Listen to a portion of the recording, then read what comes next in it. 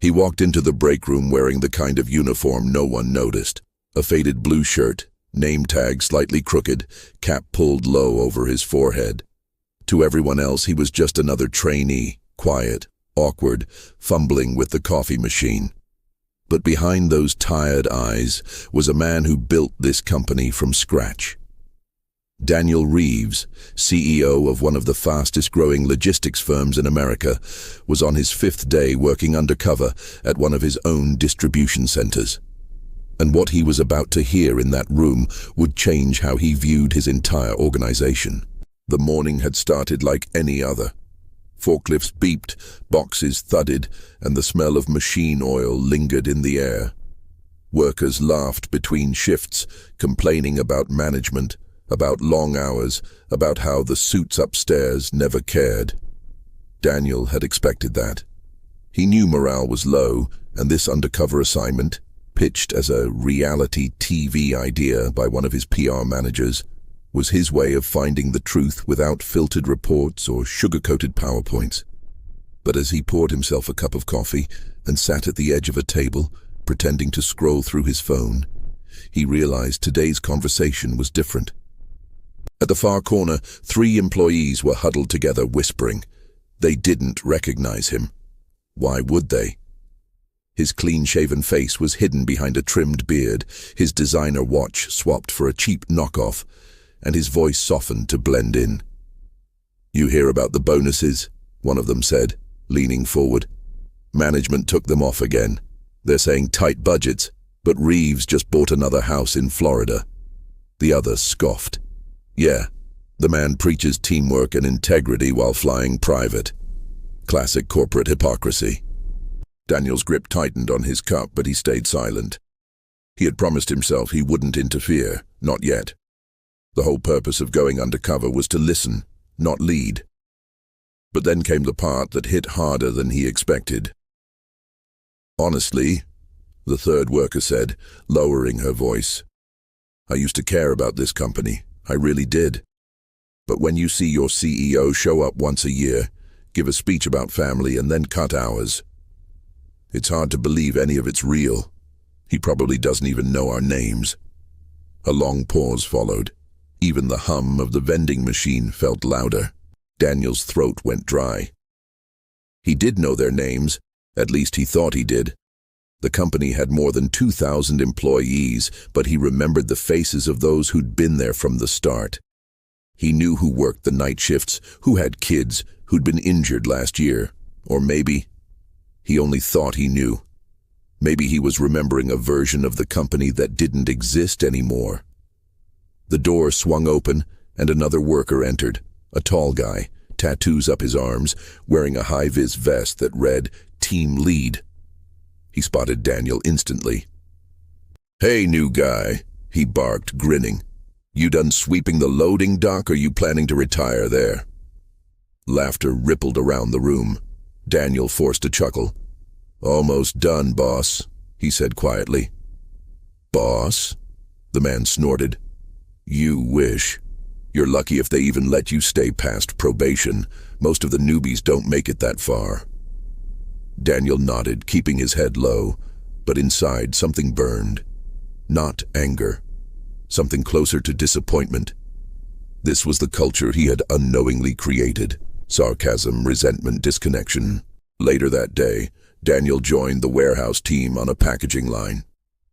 The air was thick with heat and tension. One of the conveyor belts jammed, and workers groaned as they struggled to fix it. The same team lead who mocked him earlier shouted orders instead of helping. "Let's move, people! You think customers wait for your lunch break?" Daniel stepped in quietly, pulling a wrench from the nearby tool rack. He loosened a stuck panel and adjusted the jammed rollers. The machine whirred back to life. Everyone froze. "How'd you—" the lead began, surprised. "Just lucky, I guess," Daniel muttered, giving a small shrug. But inside, he was remembering how he'd personally helped design those conveyors back in the early years, back when the company was nothing more than a rented warehouse and a dream. Those were the days when every worker's input mattered. Now, it seemed, the only thing that mattered was numbers. At lunch, he sat next to a young man named Alex, maybe in his mid-20s. He looked exhausted, his uniform collar stained with grease. "You've been here long?" Daniel asked, keeping his tone casual. "6 months," Alex said, sighing. "Feels like 6 years. I'm just trying to make it till I can find something better." "What would make it better here?" Daniel asked. Alex laughed bitterly. "Management that listens. Fair pay. Maybe someone to actually care when you bust your back pulling overtime." He stabbed his fork into his lunch. "But that's not gonna happen. Reeves doesn't care about people like us. We're just numbers in his spreadsheets." Daniel nodded slowly, feeling the words dig in deeper than any corporate report ever had. He thought about the countless board meetings where he had argued over profit margins, cost reductions, and quarterly goals. He had believed those numbers represented stability. But sitting here, surrounded by tired faces and whispered complaints, he saw what those numbers really meant. Cut shifts, lost trust, broken loyalty. That night, back in his hotel room, he stared at his reflection in the mirror. The disguise looked strange now. The fake beard, the cheap uniform, it all felt like armor he didn't deserve to wear. He opened his laptop and began reviewing employee feedback forms, financial summaries, HR complaints. Buried in the reports were names he recognized, people who had once written glowing reviews about the company's culture, but now sounded defeated. One message stood out. It was from an employee named Marissa. "We used to feel like a family here. Now we're just disposable. Nobody listens, nobody cares. It feels like the heart of this company is gone." Daniel sat in silence, staring at that sentence. The heart of this company is gone. He closed the laptop. Tomorrow he decided he would stay close to the team again. He wanted to see if the problem was just frustration or something deeper. The next morning, he arrived early, before most of the staff. He grabbed a broom and started sweeping near the loading dock again. Slowly the others trickled in. They greeted each other with half smiles and tired eyes. Then the gossip started again. This time, it wasn't about bonuses or management. It was about him. About the new guy. "You see the trainee?" one woman whispered. "He's weirdly polite. Helped fix a machine yesterday like he knew what he was doing." "Yeah," another said. "Someone told me he came from another branch. Maybe corporate sent him to spy on us." Daniel almost laughed. If only they knew. But by noon, the tone changed. He overheard the same employees mocking a janitor who accidentally spilled water near the equipment. The laughter was cruel, the tone cutting. Daniel stepped forward before he could stop himself. "Hey," he said quietly, "give the man a break. It's just water." They looked at him, surprised. One of them smirked. "Relax, hero. It's called having fun." Daniel didn't reply. He just turned, grabbed a mop, and helped the janitor clean up. The room fell silent. It wasn't the response they expected. That small act didn't seem like much, but word spread. By the end of the day, people began noticing the new guy differently. Some offered nods of respect. Others grew cautious, wondering who he really was.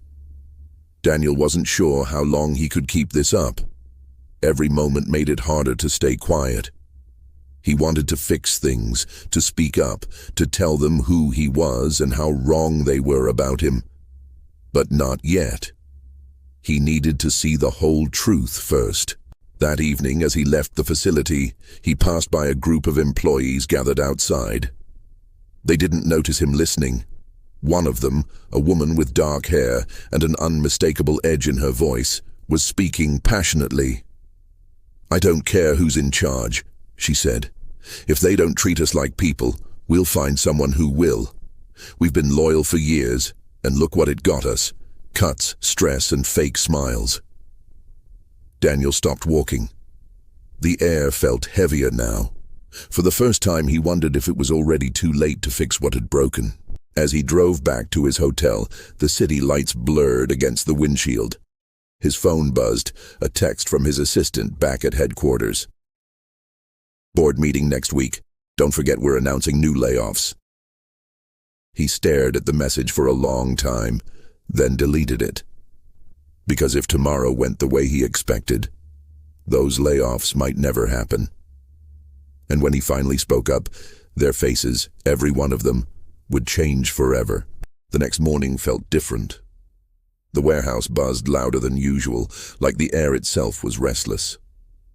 Daniel arrived early again, blending in with the crew, but the energy around him had shifted. People were whispering more, glancing his way, trying to figure him out. Something about the way he carried himself didn't quite fit.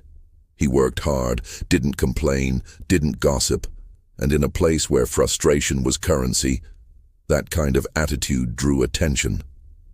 By mid-morning, the same 3 employees from before, the ones who had mocked him and the CEO, were standing near the vending machines again, talking. Only this time they weren't laughing. Their voices were low, tense. "Did you hear what happened last night?" one said. "They say corporate's gonna lay off another 20 people next week. The night shift might be the first to go." 20, the other muttered. "That's practically half the crew here. How do they expect us to work with even less?" The third just shook her head. "They don't care. Reeves probably thinks cutting us will boost profits. That's all that matters to him." Daniel's stomach twisted. Layoffs. That was exactly what his assistant had texted about last night. His plan was to freeze them. But the fact that rumors had already spread meant someone at HQ was leaking information. Worse, it meant his workers were living in fear before anything had even been confirmed. As the day went on, Daniel started noticing things he'd missed before. Small details. A broken clock that hadn't been replaced for months. A stack of safety gloves sitting empty because the supplier hadn't been paid. Workers improvising with tape and zip ties instead of new tools. These weren't minor oversights. They were signs of neglect. He found Alex again during a quick break, sitting by the loading dock with a bottle of water. "You look tired," Daniel said. Alex gave a humorless chuckle. "Yeah, well, that's the warehouse life. But hey, you work hard enough. Maybe you get to keep your job another month." Daniel frowned. "You think they'll actually do it, the layoffs?" Alex looked at him like the answer was obvious. "They always do it. Doesn't matter what they promise. We're disposable. Management says it's cost optimization, but really it's just survival of the richest. People up there stay safe while we get cut." He took another sip of water. "You'll see. Stick around long enough. You'll understand how things really work here." That sentence lingered in Daniel's mind. You'll see how things really work. Later that afternoon, a commotion broke out on the floor. A pallet had collapsed, sending boxes tumbling across the concrete. The team leader, the same tattooed man who had mocked Daniel before, was yelling at a worker who was already on his knees picking up the mess. "Are you blind?" he shouted. "You think we got time for this? You just cost us an hour of work." "It wasn't his fault," another worker said. "The strap broke." "Quiet!" the team lead barked. "Next time, check it before loading. You screw up again, you're done." Daniel stepped closer. The man picking up the boxes was older, probably in his 50s, sweating heavily and struggling to keep up. His hands were shaking. Daniel bent down beside him without saying a word and began stacking the boxes. The team lead scowled. "Hey, rookie, mind your business. You're here to follow orders." Daniel looked up at him, calm but steady. Then maybe the orders should make sense. The warehouse went silent. You could hear the faint hum of the lights above. "What did you just say?" The team lead growled. Daniel stood up, dusted his hands, and looked him right in the eyes. "I said if your team is failing, maybe yelling isn't leadership. Maybe helping is." The tension cracked like glass. A few workers tried to hide their smiles. The team lead's jaw tightened. "Watch yourself," he said under his breath, then stormed off. The older man beside Daniel muttered, "You shouldn't have done that, kid. He'll make your life miserable now." Daniel just nodded. Maybe someone needs to make his miserable first. Word spread fast. By the next shift, everyone knew about the confrontation. The new guy had stood up to a supervisor. And somehow no one could quite figure out who he really was. Some said he was from corporate. Others said he was a journalist doing a story, but the truth was even stranger, and the time for revealing it was getting closer. That night, Daniel sat in his hotel again, thinking about what he'd seen. He pulled up employee records on his private laptop and searched the team lead's name, Mark Jensen. His file showed a history of complaints, verbal abuse, safety violations, falsified reports. Each one was marked addressed by HR. But the timestamps told a different story. They'd been closed within days, sometimes hours, with no follow-up. Daniel realized what was happening. HR wasn't protecting employees, they were protecting managers. The complaints weren't being solved, they were being buried. He leaned back, staring at the ceiling. The company he thought he built on fairness and hard work had become a machine that rewarded fear and punished honesty. The next day, Daniel changed tactics. Instead of just observing, he started asking quiet questions, listening between the lines. He asked workers what they'd change if they could.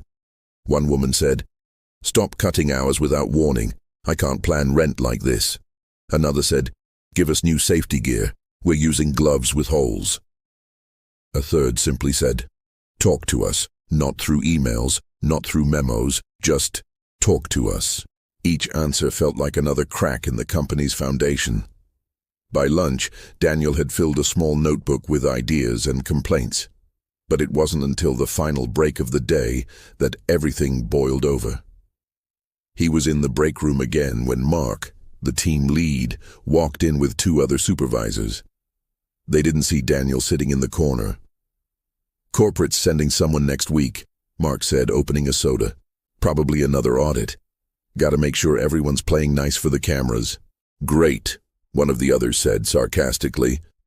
"Maybe they'll finally fix the AC instead of filming us sweating." Mark laughed. "You kidding? Reeves doesn't care. The guy's too busy counting his millions. I bet if he walked in here right now, he'd have a heart attack seeing what this place really looks like." The others laughed with him.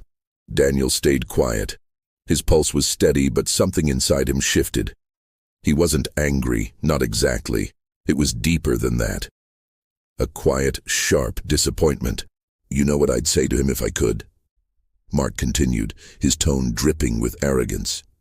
"I'd tell him to stop pretending he built this company. We built it. We're the ones bleeding for his profits. Without us, he's just another suit with a fancy name." That was it. The final straw. Daniel stood up slowly, his chair scraping the floor. The room fell silent. Every eye turned toward him. Mark frowned, confused. "What's your problem, rookie?" he asked. Daniel looked him dead in the eye. His voice was calm, but carried a weight that made the air itself tighten. "You've had a lot to say about Mr. Reeves," he began. "Tell me, what would you say if he were standing right here listening to every word you just said?" Mark scoffed. "I'd say it to his face. You think I'm scared of some billionaire?" Daniel nodded slowly, taking a deep breath. Then he removed his cap. The room froze. Without the hat and the fake beard, his face was unmistakable. His sharp eyes, his clean features, the ones from the framed photos in the lobby and the company newsletters. "You just did," Daniel said quietly. The color drained from Mark's face. The soda can in his hand slipped, spilling across the floor. No one moved. The silence was suffocating. Daniel stepped forward.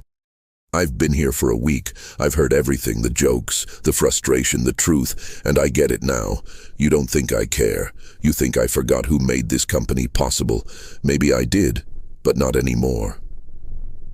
Mark's lips parted, but no sound came out. The other employees just stared, eyes wide, caught between disbelief and fear. Daniel looked around the room. You've been working hard under impossible conditions. You've been ignored, underpaid, and disrespected. That ends now. He turned to Mark, and as for you, consider yourself suspended, effective immediately. The room gasped. Pack your things, Daniel said, his voice calm but final. You've had enough chances. Mark tried to speak, but no words formed. He just nodded and walked out slowly, the weight of his arrogance crashing down all at once. The workers looked at Daniel, unsure what to do or say. Then, one by one, they started clapping. Not the loud, rehearsed applause of a corporate event, but the genuine, trembling kind that comes from relief. Daniel stood there, silent, letting it wash over him. Because for the first time in years, he wasn't the CEO giving a speech from behind a podium. He was a man standing face to face with the people who built his dream. And this time, he was finally listening. The room still felt electric long after Mark left. The sound of applause faded into an eerie quiet, broken only by the low hum of the vending machine. Daniel stood still, his expression unreadable, eyes scanning the stunned faces before him. Nobody knew what to do next. Half of them looked ready to apologize, the other half ready to run. Finally, one of the workers, a middle-aged woman named Carol, spoke, her voice trembling. "Sir, are you really?" Daniel nodded once.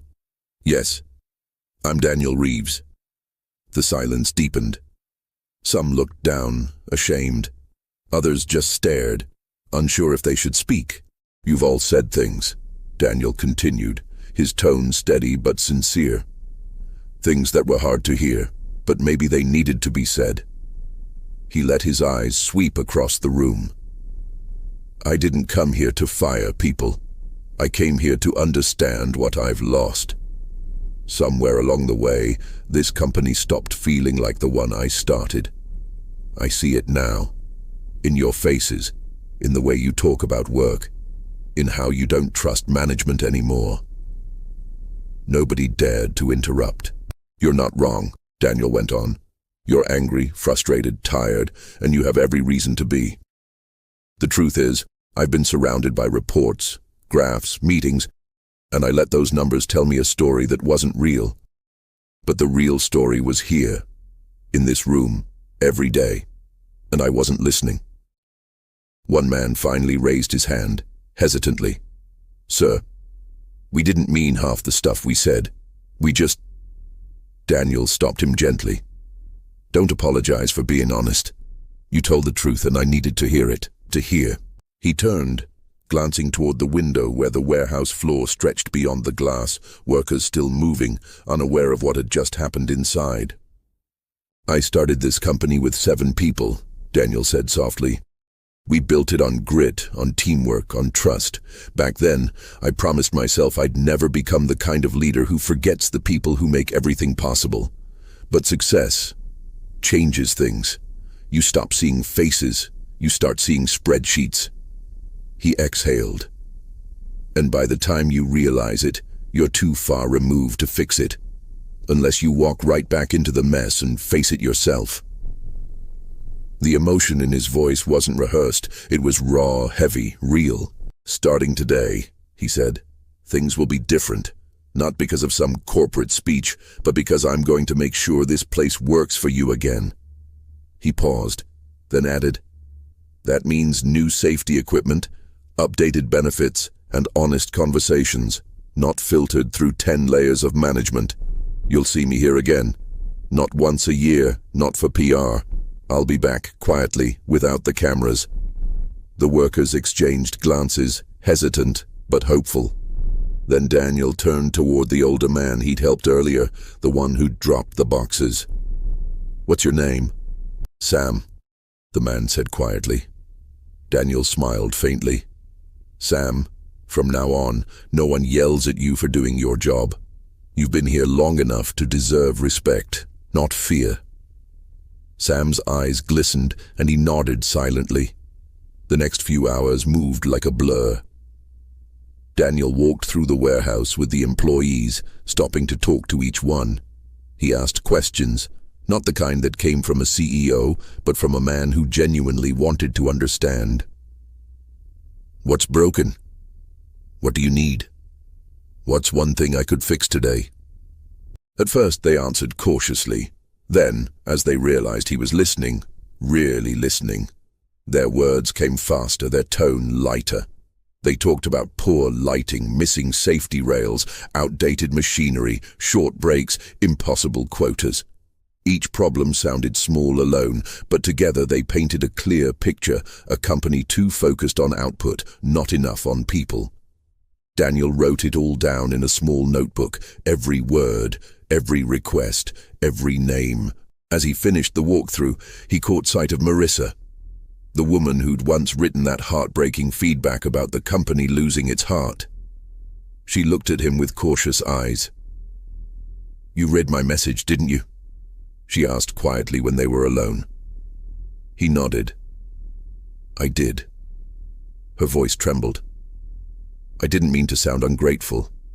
I loved this place. It used to feel like home. And when things changed, it felt like no one cared anymore." Daniel took a deep breath. "You didn't sound ungrateful. You sounded like someone who still cares, enough to say what others were too afraid to." For the first time, Marissa smiled. Not the forced kind employees give to their boss, but the real kind. The kind that says maybe things can change after all. As Daniel left the building that evening, the setting sun cast long shadows across the lot. He looked back at the warehouse, tired, cracked, noisy, and saw it differently now. Not as a facility, as people. Back in his office the next morning, word had already reached headquarters. The PR department was panicking, HR was defensive, and the board was curious. Daniel called an emergency meeting. The boardroom felt colder than the warehouse had. Polished glass, marble floors, leather chairs. The executives sat in silence as Daniel entered. He didn't bother with greetings. "I went undercover this past week," he began. "What I found was unacceptable." One of the board members frowned. "Unacceptable how?" Daniel leaned forward. "Neglect. Corruption in middle management, safety violations, low morale, HR covering up complaints, and a culture of fear." Murmurs rippled across the room. Another member cleared his throat. "With all due respect, Daniel, going undercover without notifying anyone wasn't exactly protocol." Daniel's eyes hardened.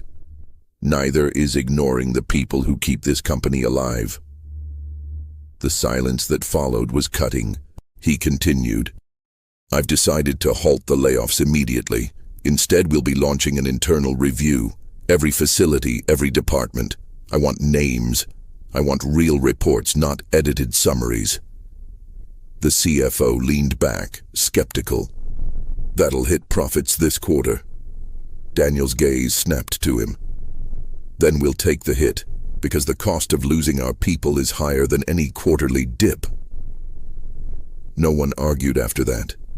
Over the next few days, word spread through every branch of the company. Workers couldn't believe it. The CEO had cancelled layoffs, safety upgrades were being ordered, pay reviews were underway. For the first time in years, hope replaced fear, but not everyone was happy. Mark, the suspended team lead, wasn't done. He had friends in management who didn't like the sudden change in leadership tone. He'd been texting and calling them, stirring resentment. "Reeves is just doing this for attention," he said. "He'll forget all about it in a month, he always does." Those whispers began circulating among the higher-ups. Some managers feared losing control. Others didn't believe Daniel's sudden transformation was genuine. Back at the warehouse, Daniel kept his promise. He returned unannounced several times, checking progress, talking with employees directly. The atmosphere was shifting. People smiled more, worked harder, talked openly. But underneath, tension simmered, an invisible resistance from those clinging to the old way of doing things. One Friday afternoon, Daniel walked into the break room again. The workers cheered lightly when they saw him, a reaction that felt surreal after what had happened just days earlier. He sat down with Alex and Marissa, discussing the new safety program rollout. Everything felt hopeful, until the door opened and Mark walked in. He looked different, suit pressed, tie tight, expression smug. HR had reinstated him temporarily pending review. The room went quiet again. Daniel turned his head slightly. "You're not supposed to be here," he said calmly. Mark smiled faintly. "Funny, I was told otherwise. HR said I'm still on the payroll." Daniel's jaw tightened. "That won't last long." Mark shrugged. "Maybe, but you can't fire everyone who disagrees with you." The tension was back, thick and sharp. Workers exchanged nervous glances. Mark leaned forward, lowering his voice but making sure everyone heard. "You think this place changed because you gave a speech? You think they trust you now? Give it a month. Things will go back to normal. They always do." Daniel studied him, unflinching. Then he smiled, slow, deliberate. "You're right," he said. "Things will go back to normal, just not the old normal." Mark frowned, confused. "Because," Daniel continued, standing up, "starting Monday, there will be a new leadership structure, transparent, accountable, and built around people who actually care. And you," he paused, locking eyes with him, "won't be part of it." HR confirmed it that afternoon. Mark's termination was official. When the news spread, cheers erupted across the floor. For the first time in years, employees celebrated not a corporate milestone, but justice. But Daniel wasn't celebrating yet. Deep down, he knew the fight wasn't over. Fixing one warehouse wouldn't fix the culture across an entire corporation. The real challenge was only beginning, and there were people in power who would do anything to stop him from changing the system that had protected them for so long. The war for the company's soul had just started, and Daniel Reeves was ready for it. The tension at the table was a living thing now, thick, electric, almost painful to breathe through. The faint hum of the ceiling fan above was the only sound in the long pause that followed Ryan's words. No one moved. No one dared to. The group of employees who had once laughed so easily now sat frozen, faces pale and drained of all confidence.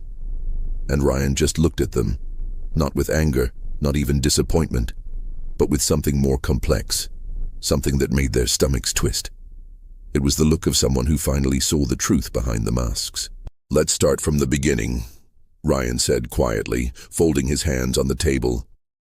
"Who wants to tell me what exactly I've done to make this place feel so toxic that people would rather quit than come to work?" His tone was calm, too calm, and that made it even worse. The employees shifted uneasily in their chairs. Carla glanced around, hoping someone else would speak first, but everyone was silent. The weight of guilt pressed on them like a storm cloud ready to burst. Finally, Carla drew in a shaky breath. "We didn't mean for it to sound like that," she said, her voice trembling. "It's just, people are tired, Ryan. There's too much pressure, too many promises about changes that never happen. It's not you exactly, it's the system." Ryan leaned forward slightly. "The system?" he repeated. "You mean the one I designed, the one I trusted all of you to manage fairly?" His eyes flicked to each of them, searching their faces for honesty. "You had every opportunity to bring your concerns directly to me, but you didn't. You waited until my back was turned." Behind him, one of the junior employees, Luis, spoke up suddenly. "Because you don't listen," he said, his voice firm but respectful. "No offense, sir, but when people tried, it always ended the same way. You nodded, promised to look into it, then things went back to normal. We figured maybe you just didn't care anymore." Ryan's jaw tightened, but he didn't interrupt. The room seemed to lean toward Luis as he continued. "You built something good here, but it's been slipping. People are tired of being numbers. The raises go to the loudest ones, not the hardest workers. And the new policies, half of us don't even understand them. We feel left out of decisions that affect everything we do. The honesty hit like a punch to the gut, but it was what Ryan had come for. The truth. The part no one had the courage to say until now. He sat back slowly, his expression unreadable. "So, you think I've lost touch?" he said softly. "That I don't see the cracks forming beneath my own company?" No one responded. The silence was its own answer. Ryan looked around the room, his mind racing. He'd spent months as Ethan, trying to see things from the bottom up, and now he was finally hearing what people truly thought. But it wasn't about gossip, it was about a deeper fracture. The distance between leadership and employees wasn't just professional, it was emotional, and it was killing the company from the inside. He turned his gaze to Carla. "You've been here for 10 years, he said. "You've seen every version of this company, from when it was just a startup to now. If things are this bad, why didn't you say something?" Carla looked down, shame coloring her cheeks. "Because I didn't want to be next," she whispered. "You don't realize how people talk, Ryan. Every time someone questions a policy, they're labeled as difficult. We all learn to keep our heads down." That word, difficult, stuck in his mind like a splinter. He thought about how many times he'd dismissed feedback as negativity, how many ideas he'd brushed aside because he was too busy or too proud. And now, sitting there, hearing his team describe a culture of fear he never intended to create, it hit him. Leadership had made him blind. He took a long breath, stood up slowly, and walked to the window. The city skyline glowed in the distance. His empire. His reflection in the glass looked unfamiliar now, like a stranger wearing his face. He spoke without turning around. "You know what's ironic?" he said quietly. "I went undercover because I thought you were losing faith in me. Turns out I was the one who stopped believing in you." That made them all look up. Ryan turned back toward them, and for the first time there was something raw in his eyes, a mix of vulnerability and determination. "I forgot why I started this company. It wasn't to build a name, it was to build a team. And somewhere along the way, I let success become a wall between us. But that ends tonight." He walked back to the table, his voice steady now. "From tomorrow, we're starting fresh. I want an anonymous feedback system set up within a week. Every employee, every department. I don't care if it's praise or criticism, I want the truth always. Second, I'll be restructuring management. No more gatekeepers, no more silos. If someone has a problem, they come to me directly." The employees exchanged glances, half in disbelief, half in cautious hope. They'd heard promises before, but something about Ryan's tone felt different this time. It wasn't rehearsed. It was real. "And one more thing," he added, his voice hardening just slightly. "If I ever hear anyone mocking their co-workers, belittling their work, or spreading negativity like what I heard today, there will be consequences. Not because I'm angry, but because that kind of culture destroys everything we've built." He turned toward the door, then paused. "I'm not here to punish anyone, but I won't ignore the truth either. You wanted a boss who listens. You've got one now. The question is, are you ready to speak?" The silence that followed was different this time. It wasn't fear, it was thought, reflection. A few heads nodded slowly, and a sense of uneasy relief spread across the room. As Ryan left, the tension began to dissolve. Carla exhaled deeply, rubbing her temples. "Well," she muttered, "that could have gone worse." But deep down, they all knew something fundamental had shifted. The man who walked out of that room wasn't the same CEO they'd whispered about. He was someone who'd seen behind the curtain and wasn't afraid to rebuild what was broken. As Ryan stepped into the hallway, he felt a strange mix of exhaustion and clarity. For the first time in a long while, he wasn't angry. He was awake. He knew the coming weeks would test everything: his leadership, his integrity, and his ability to rebuild trust. But he also knew this. Change had to start with him.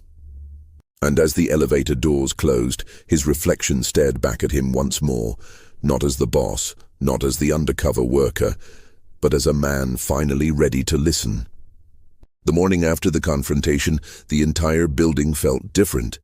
Quiet, uncertain and tense, as if everyone was waiting to see whether Ryan's words were genuine or just another speech from the top. People gathered in small groups at the coffee machine, whispering, speculating.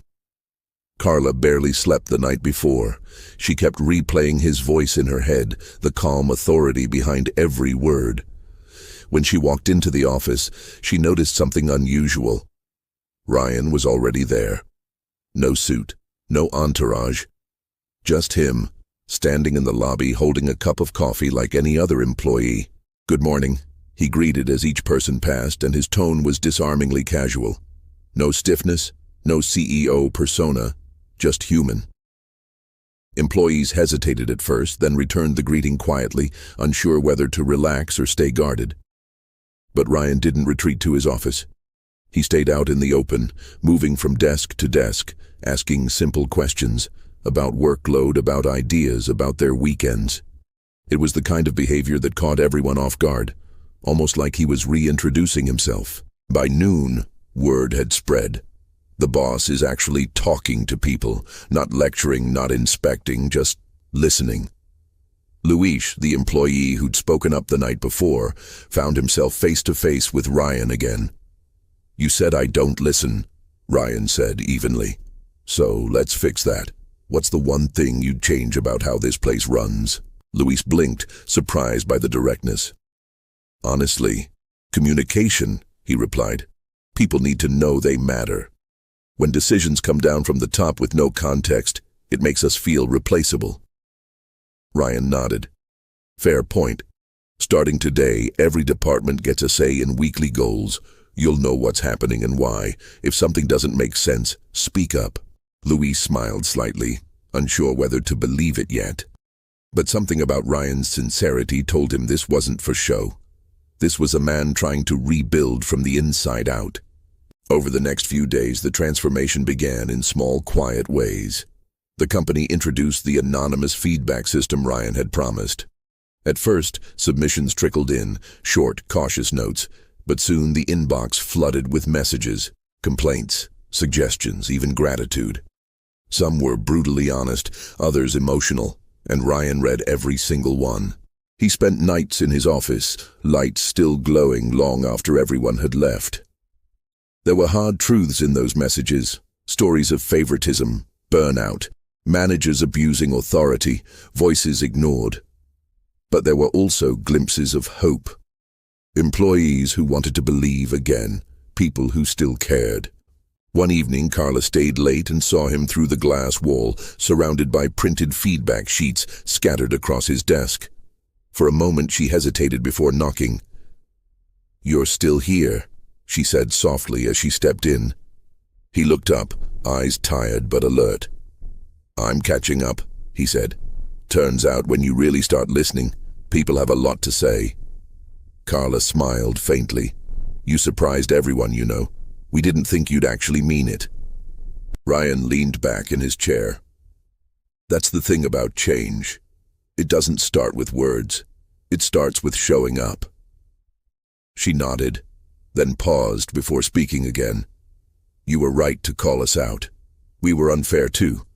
People complain more than they contribute sometimes, but it's different now. Feels like maybe this place can be what it used to be." Ryan looked at her, and for the first time in months, he smiled. A real one. "No," he said. "It's going to be better." In the following weeks, employees started noticing small but powerful shifts. The break room, once quiet and tense, now buzzed with conversation. Meetings became collaborative instead of top-down. When someone made a mistake, it wasn't a witch hunt. It was a learning moment. But not everyone embraced the change. A few managers resisted, uncomfortable with the loss of control.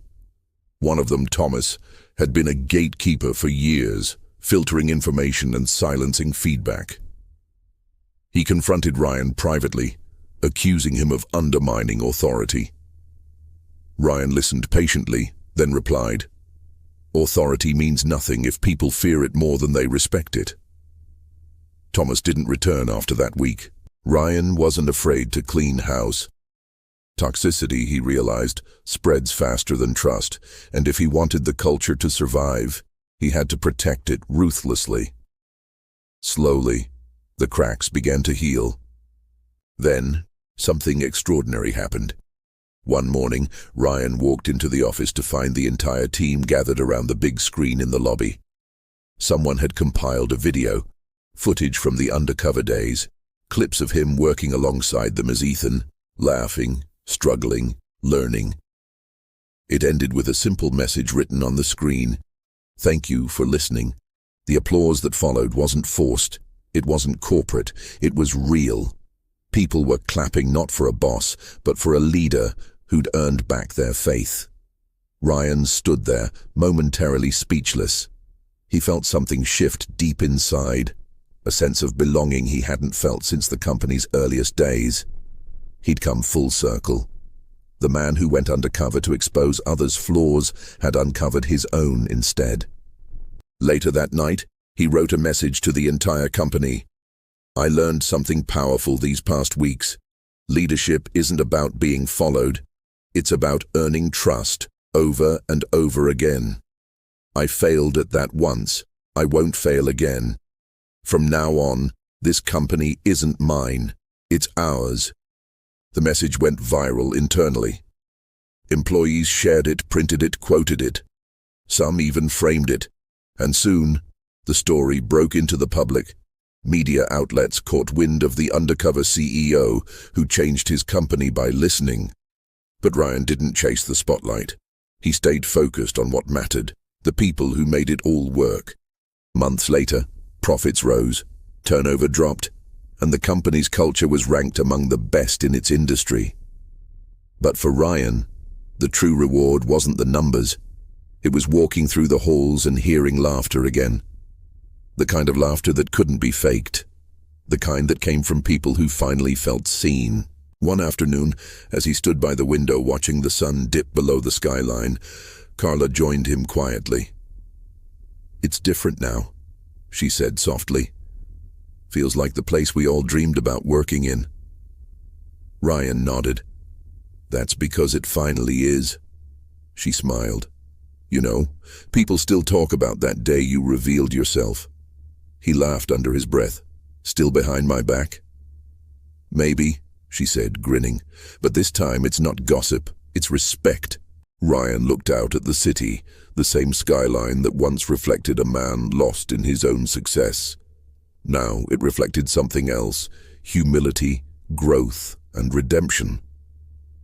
The undercover boss had gone searching for truth among his employees, but what he found was far more profound. He found himself. And in that discovery, he'd rebuilt not just a company, but a culture worth believing in.